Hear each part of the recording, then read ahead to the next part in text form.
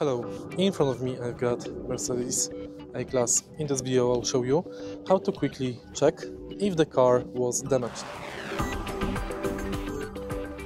The simplest way to check if the car was damaged or if the car could be damaged is by checking the windows.